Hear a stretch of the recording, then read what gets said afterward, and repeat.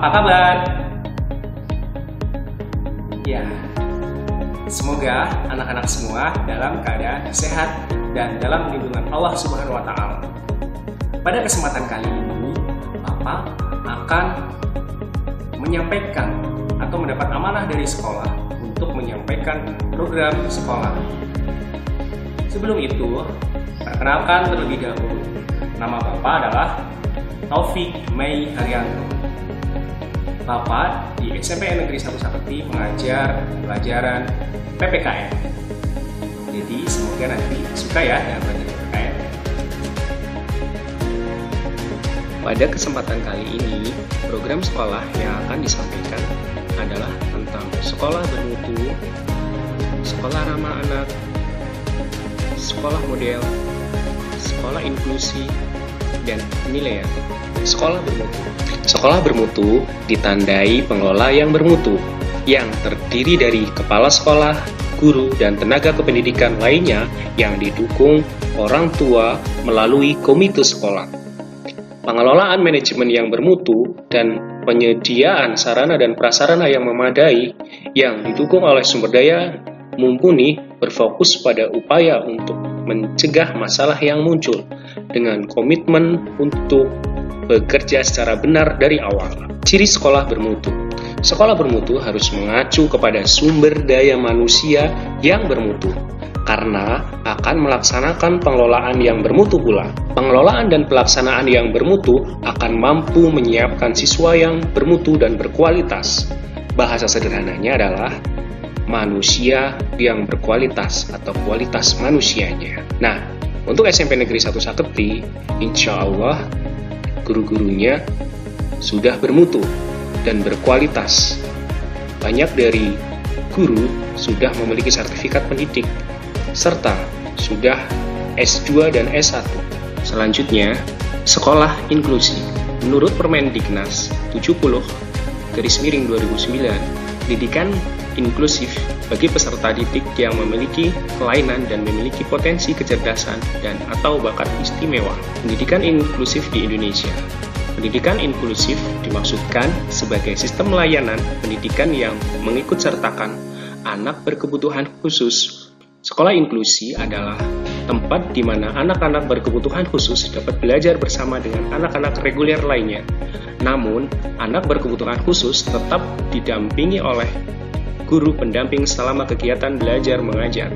Sistem pembelajaran pengajaran, kurikulum, sarana dan prasarana, serta sistem penilaian di sekolah inklusi akan mengakomodasi kebutuhan anak penyandang disabilitas sehingga mereka dapat beradaptasi dan menerima pendidikan sebaik mungkin. Dengan bersekolah di sekolah inklusi, anak berkebutuhan khusus akan mendapatkan berbagai manfaat berikut. Hak dan kewajiban yang sama dengan peserta didik reguler lainnya di kelas.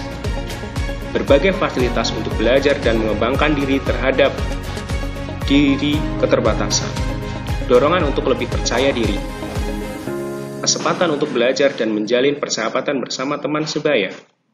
Di sekolah inklusi, anak berkebutuhan khusus akan didik bersama anak lainnya yang tidak memiliki keterbatasan serupa di kelas tersebut. Para siswa bisa berlatih dan mendidik untuk dapat menghargai, menghormati, dan menerima satu sama lain dengan penuh empati. Jadi, jangan khawatir, bagi anak-anak yang belum bisa membaca akan dibimbing oleh Bapak Ibu Guru untuk belajar membaca, berhitung, dan sebagainya. Selanjutnya, kita akan berbicara tentang sekolah model. Apa itu sekolah model? Sekolah model adalah sekolah yang ditetapkan dan dibina oleh Lembaga Penjamin Mutu Pendidikan atau LPMP untuk menjadi sekolah acuan bagi sekolah lain di sekitarnya dalam penerapan penjamin mutu pendidikan secara mandiri. Sekolah model menerapkan seluruh siklus penjaminan mutu pendidikan secara sistemik, holistik, dan berkelanjutan sehingga budaya mutu tumbuh dan berkembang secara mandiri pada sekolah tersebut. Sekolah model dijadikan rujukan bagi beberapa sekolah imbas yang terdekat yang mungkin mereka merasa membutuhkan sharing informasi dengan sekolah kami, yaitu SMP Sakti. Jadi, insya Allah, sekolah kami sudah memiliki fasilitas sarana prasarana dan guru yang memadai. Selanjutnya, kita akan berbicara tentang sekolah ramah anak. Hak-hak anak dilindungi oleh peraturan yang berlaku. Di sini ada 3 peraturan kuat yang melindungi hak anak, yaitu ada Konvensi Hak Anak atau KHA, Keputusan Presiden nomor 36 tahun 1990, Undang-Undang nomor 23 tahun 2002, prinsip-prinsip Konvensi Hak Anak, itu tidak diskriminasi, artinya tidak membedakan anak berdasarkan fisiknya. Tidak ada anak hitam, tidak ada anak putih, keriting, dan sebagainya. Yang berikutnya, kepentingan terbaik bagi anak. Sekolah mengedepankan kepentingan yang terbaik bagi anak, hidup, tumbuh, dan berkembang. Di sekolah merupakan tempat atau rumah kedua bagi anak, sehingga menjadi tempat untuk tumbuh dan berkembang anak. Semoga bisa berjalan secara optimal. Yang ketiga yang terakhir adalah partisipasi atau suara anak. Suara anak akan didengarkan di sekolah. Apa itu sekolah? Sekolah adalah satuan pendidikan baik formal, non-formal, dan informal. Seperti SMP Negeri 1 Saketi, ini adalah sekolah formal, yang di dalamnya ada pembelajaran, mengajar, ekskul, dan sebagainya. Ramah artinya baik hati dan menarik budi, bahasanya manis, tutur kata dan sikapnya suka bergaul dan menyenangkan dalam pergaulan. Nah, berbeda dengan lawan kata dari ramah, yaitu kaku, individual, pelit, dan menyebalkan. Insya Allah, SMP kita adalah sekolah yang ramah terhadap anak. Siapakah anak? Anak adalah seorang yang belum berusia 18 tahun, termasuk anak yang masih dalam kandungan.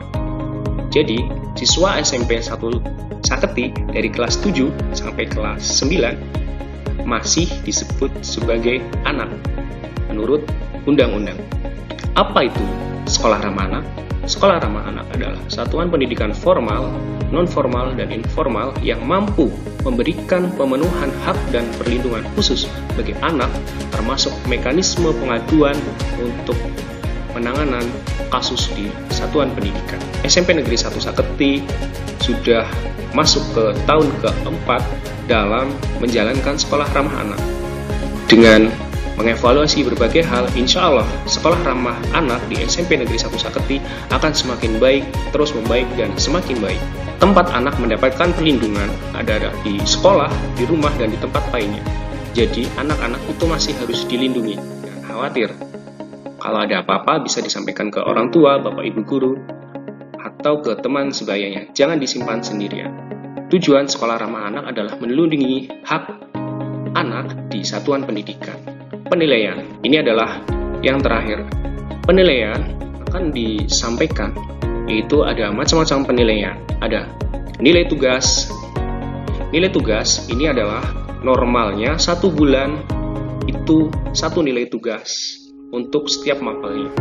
Namun karena sedang ada virus corona atau sedang di musim pandemi, ketika asesmen nasional, program penilaian terhadap mutu sekolah, madrasah, dan program kesetaraan pada jenjang dasar dan menengah.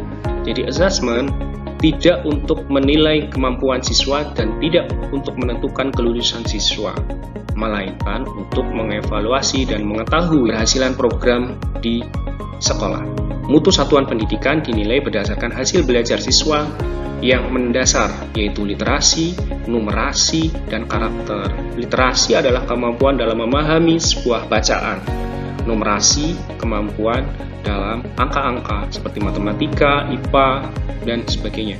Kalau karakter adalah tentang bagaimana kepribadian siswa di sekolah, serta kualitas proses belajar mengajar dan iklim satuan pendidikan yang mendukung pembelajaran. Apa sih perbedaan ujian nasional dan asesmen? Tujuan dari asesmen adalah untuk mengevaluasi mutu terkait sistem satuan pendidikan. Kalau ujian nasional, tujuannya adalah mengevaluasi capaian hasil belajar murid secara individu. Kalau jenjang penilaian, level siswa, kalau di SMP dilaksanakan di kelas 8. Kalau ujian nasional dilaksanakan di kelas 9. Subjeknya adalah survei siswa Kalau asesmen berdasarkan survei, siswa dipilih secara acak untuk mengikuti AN. Kalau untuk ujian nasional, seluruh siswa mengikuti ujian nasional. Itulah perbedaan yang cukup mendasar. Model soal. Model soal dari asesmen pilihan ganda PGG menjodohkan isian singkat dan uraian. Kalau untuk ujian nasional, hanya pilihan ganda. Sasaran kompetensi adalah kompetensi literasi, numerasi, dan karakter serta kualitas dan iklim satuan pendidikan yang mendukung pembelajaran. Kalau ujian nasional, penguasaan terhadap mata pelajaran. Metode penilaian. Untuk asesmen dilakukan dengan Computerized Multi-Strong Adaptive Testing atau MSAT.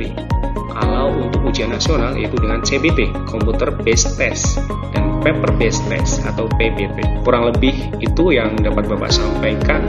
Kurang lebihnya Bapak ucapkan mohon maaf apabila ada kata yang tidak pas. Tetap semangat dan jaga kesehatan, patuhi protokol kesehatan. Wassalamualaikum warahmatullahi wabarakatuh. Terima kasih.